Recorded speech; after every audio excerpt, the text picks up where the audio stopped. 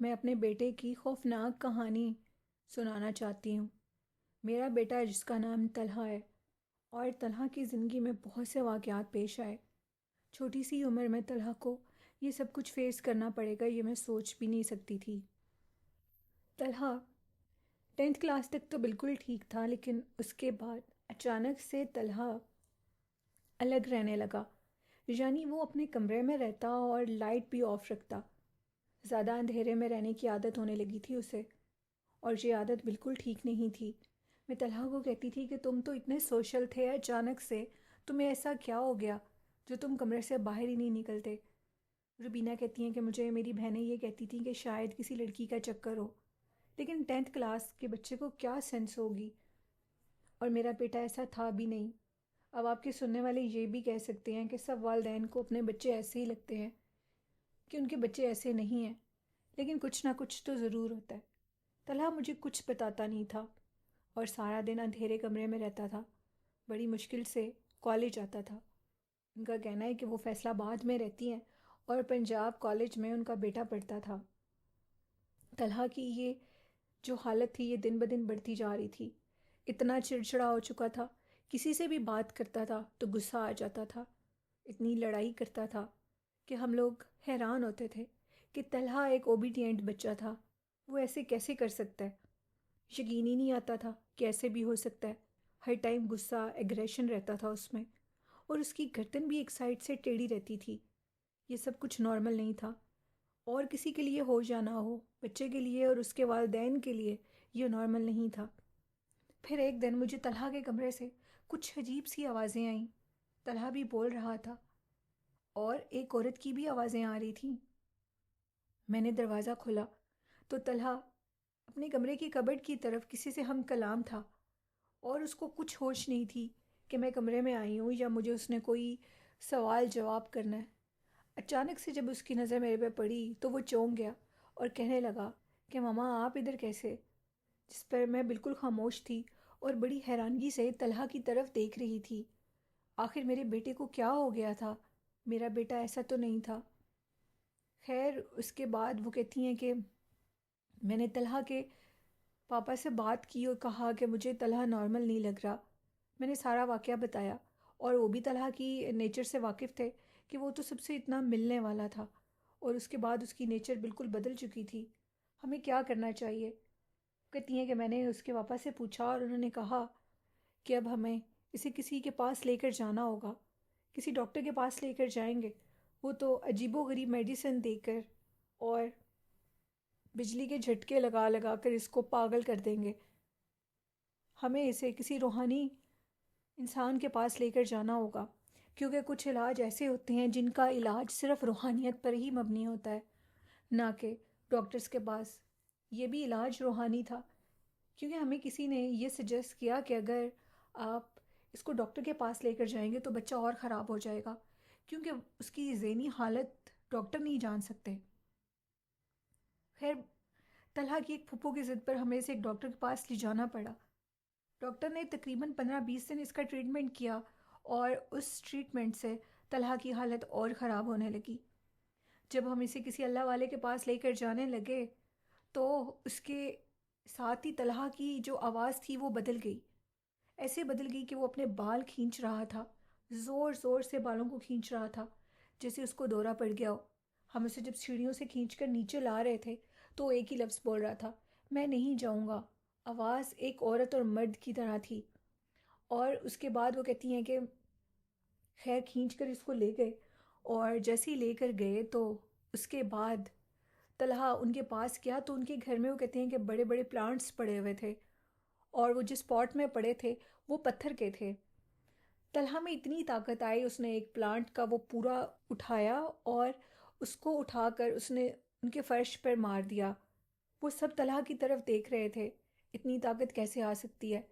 اس plant کو اٹھانے کے لیے 2 سے 3 لوگ اگر لگیں تو وہ اس کو اٹھا سکتے ہیں، اور ان کے بیٹے میں اتنی طاقت!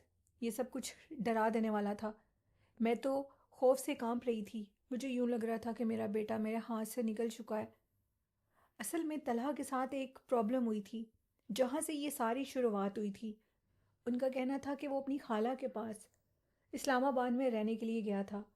ان کی خالہ کا گھر جہاں پر تھا، انہوں نے اس جگہ کا نام تو مینشن نہیں کیا، لیکن ان کا کہنا تھا کہ ان کی خالہ کا گھر بالکل پہاڑیوں کے پاس تھا۔ یوں ہی سمجھ لیں آدھا گھر پہاڑیوں کے اوپر ہی تھا، اور اس کے بعد سے ہی طلحہ کی حالت ایسی ہوئی تھی، وہ نارمل نہیں رہا تھا۔ ادھر سے بھی جلدی واپس آ گیا تھا، رہنے تو وہ زیادہ دن کے لیے گیا تھا سمر ویکیشنز میں، لیکن وہ واپس آ گیا کیونکہ مجھے میری بہن نے بتایا کہ طلحہ نارمل بیہیو نہیں کر رہا، بہت زیادہ لڑ رہا ہے، اسے بہت غصہ آ رہا ہے، جس کی وجہ سے میں طلحہ کو واپس بھیج رہی ہوں، اور اس کو فیور بھی بہت زیادہ ہے، اسی لیے طلحہ واپس آ گیا تھا، اور تب سے طلحہ ایک اکیلے کمرے میں بند تھا۔ اللہ والوں نے ہمیں ساری بات بتائی۔ ان کا کہنا تھا کہ طلحہ کے پیچھے ایک جنی پڑ چکی ہے، اور وہ جنی انہی پہاڑوں کے اوپر سے آئی ہے جہاں پر طلحہ رہنے کے لیے گیا تھا۔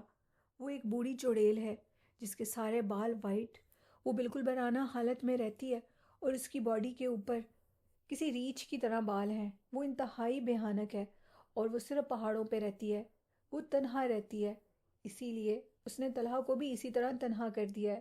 وہ خوفناک ہے۔ طلحہ نے اچانک سے یہ بات سننے کے بعد ان اللہ والوں کی طرف دیکھا، اور پھر اپنی امی کی طرف دیکھا، اور کہنے لگا کہ ماما یہ سچ کہہ رہے ہیں۔ ایک دم سے ہم لوگ چونک گئے اور کہا کہ کیسے؟ اس نے کہا کہ میں اپنے کزنوں کے ساتھ کھیلنے کے لیے جب پہاڑیوں پر گیا تو میرے سامنے ایک عجیب و غریب حلیے کی عورت آئی۔ وہ تھی تو عورت، لیکن وہ کپڑوں کے بغیر تھی۔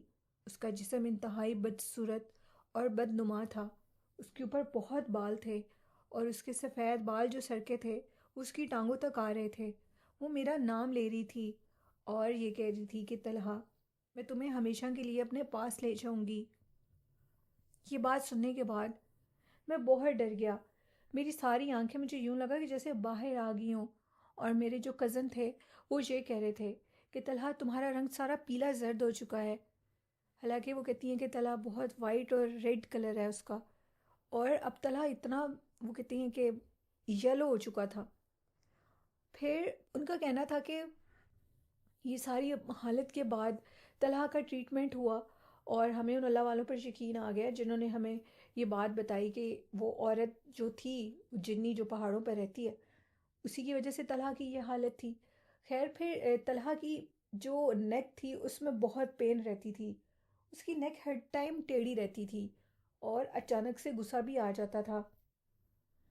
ایسا کیوں تھا یہ سمجھ نہیں آ رہی تھی، لیکن اب اس کی حالت میں کچھ سدھار آ رہا تھا، اور طلحہ اب بار بار یہی بات کہتا تھا کہ میں ادھر نہیں جاؤں گا جہاں سے یہ میرے پیچھے آئی تھی۔ ہم لوگ حیران ہوتے تھے کہ یہ ایسے کیوں کہتا ہے، لیکن وہ کسی دیوار کی طرف دیکھ کر یہ بات کرتا تھا، میں ادھر نہیں آؤں گا، تم جو مرضی کر لو۔ شاید وہ عورت اس کے سامنے آتی تھی۔ ہم نے پھر اللہ والوں سے رابطہ کیا اور ان کو ساری بات بتائی، جس پر ان کا کہنا تھا کہ وہ اس علاج کے دوران 2-3 دفعہ اس پر اٹیک کرے گی، لیکن اس کا کچھ بگاڑ نہیں سکے گی، اور آئندہ کبھی بھی طلحہ اسلام آباد والی سائڈ پر نہیں جا سکتا۔ اگر یہ گیا تو یہ ہمیشہ کے لیے پوزیسڈ ہو جائے گا۔ اس کے بعد وہ کہتی ہیں کہ کافی علاج ہوا، اور اس علاج کے بعد الحمدللہ میرا بیٹا بالکل ٹھیک ہے، اور وہ اسلام آباد نہیں جاتا، اور نہ ہی کسی بھی پہاڑی مقام پر جاتا ہے۔ انفیکٹ کہ وہ کہتے ہیں کہ ہم کوئی بھی نہیں جاتے۔ اس کی خاص ریزن یہ ہے کہ وہاں پر جنات ہوتے ہیں۔ تو یہ سٹوری تھی روبینہ کی۔ بڑھتے ہیں آج کی نیکسٹ خوفناک کہانی کی طرف، جو کہ سرگودا سے میرے ان نون لسنر نے شیئر کی، میل کی، اور ان کا کہنا تھا کہ میں اپنا نام تو نہیں بتا سکتا، لیکن میں اتنا بتا سکتا ہوں کہ میں سرگودا میں رہنے والا ہوں، اور آپ کے ساتھ خوفناک کہانی سنانا چاہتا ہوں آپ کو، اور یہ بتانا چاہتا ہوں کہ میں ایک مڈل کلاس فیملی سے تعلق رکھتا تھا۔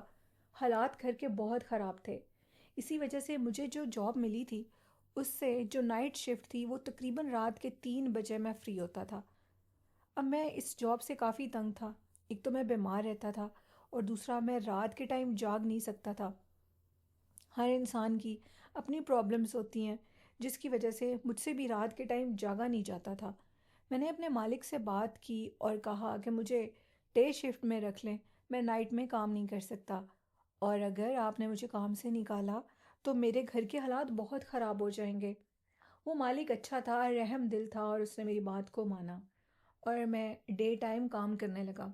بائی چانس ایک دن وہ کہتی ہیں کہ میں نائٹ شفٹ میں دوبارہ سے چلا گیا، اس لیے کہ میرا ایک دوست تھا جو کہ اس کی شادی تھی اور وہ چھٹیاں لے کر گھر واپس چلا گیا تھا۔ تقریباً ایک ہفتے کی بات تھی اور میں نے اس میں کمپرومائز کیا اور میں نے کہا کہ ٹھیک ہے، میں اس کی جگہ پر کام کروں گا۔ اور اس کے بعد وہ کہتی ہیں کہ میری اتنی ہمت نہیں تھی کہ میں موٹر سائیکل بھی بائی کر سکتا، تو میں پیدل ہی آتا تھا۔ وہ کہتے ہیں کہ یہ بات جو واقعہ انہوں نے مجھے سنایا، یہ پچھلے سال کا واقعہ ہے۔ اور وہ کہتے ہیں کہ پچھلے سال سردیاں بھی بہت زیادہ تھیں، ہر سال ہی سردی بہت ہوتی ہے، تو وہ کہتے ہیں کہ سردی تھی بہت زیادہ اور میرے 2-3 دن تو کام کے گزر گئے۔ لیکن 2-3 دن کے بعد ان کا کہنا تھا کہ اب میں جب مجھے ایک تو اس دن بخار بھی بہت تھا وہ کہتے ہیں، اور جیسے ہی میں چھٹی کر کے رات کے 3 بجے کام سے فری ہوا تو میری طبیعت بہت خراب تھی۔ میرے ہاتھ پاؤں ایسے تھے کہ جیسے فریز ہو جائیں گے، ٹانگیں بھی ایسی تھی جیسے فریز ہوئی پڑی ہیں، وہ ان سے چلا نہیں جا رہا تھا۔ ایک تو جہاں پر جاب کرتا تھا وہ ایک فوڈ چین تھی، اور وہاں پر کھڑے ہو کر میری ٹانگیں ویسے ہی تھک چکی تھیں، اور اس کے بعد مجھے گھر کے لیے جو راستہ طے کرنا تھا وہ بھی تقریباً 1 گھنٹے کا تھا۔ ابھی تو میں بالکل اس آفس سے نکلا تھا، اس جگہ سے فوڈ چین سے نکلا تھا، اور مجھے اپنے گھر تک جانے کے لیے 1 گھنٹے کا راستہ درکار تھا۔ پہلے تو میں تھوڑی دیر رکا رہا، شاید مجھے کوئی لفٹ مل جائے جو مجھے اپنے ساتھ لے جائیں۔ 15-20 منٹ رکنے کے بعد اب وہ کہتے ہیں کہ میری سردی سے حالت جواب دے چکی تھی اور میں خود چلنے لگا۔ چلتے چلتے وہ کہتی ہیں کہ اگر آپ سرگودا میں رہتے ہیں تو آپ کو پتہ ہوگا قبرستان والا روڈ، اور وہ کہتے ہیں کہ وہ روڈ ہے جہاں پر ایک سائڈ پر بڑا قبرستان ہے مسلمانوں کا اور دوسری سائڈ پر کرسچنس کا قبرستان ہے۔ تو وہ کہتے ہیں کہ وہ مین جگہ ہے۔ جب میں اس روڈ پر پہنچا تو رات کا ٹائم تھا، فوگ بہت زیادہ تھی، تو مجھے اچانک سے میرے پیچھے سے ایک آواز آئی، تم ہمیں نہیں دیکھ سکتے لیکن ہم تمہیں دیکھ رہے ہیں اور خاموشی سے چلتے جاؤ۔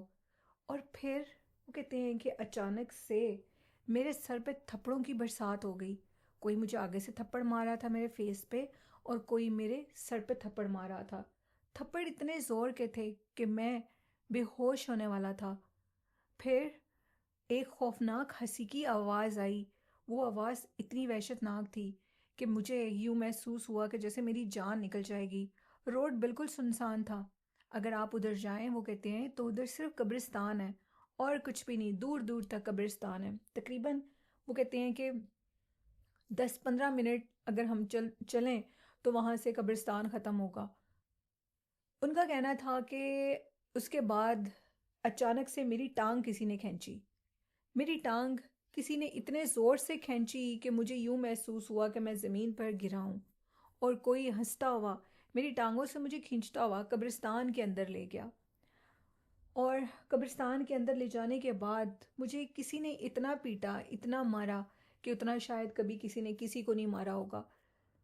مجھے لگتا تھا کہ میں مر جاؤں گا، میں زندہ نہیں بچ سکوں گا۔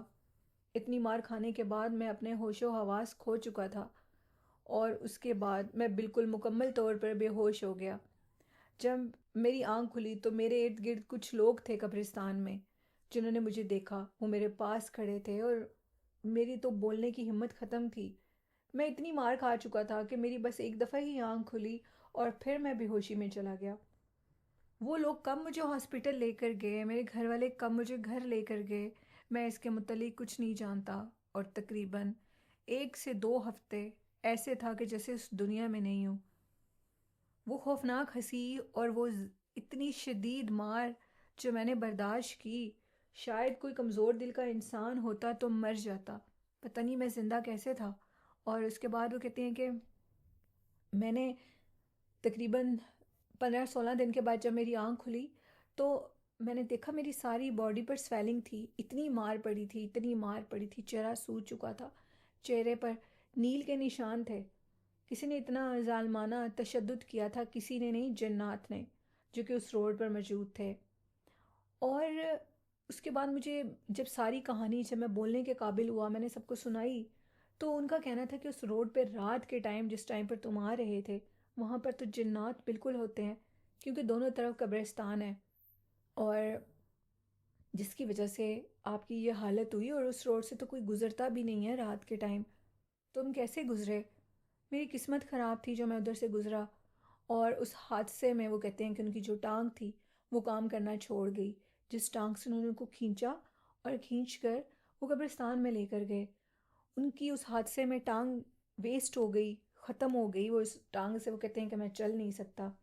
اور بھی بہت سے فریکچرز ہوئے ان کی باڈی میں، اور وہ تو فریکچرز ٹھیک ہو گئے، لیکن اب وہ کہتے ہیں کہ وہ کسی سہارے سے چلتے ہیں.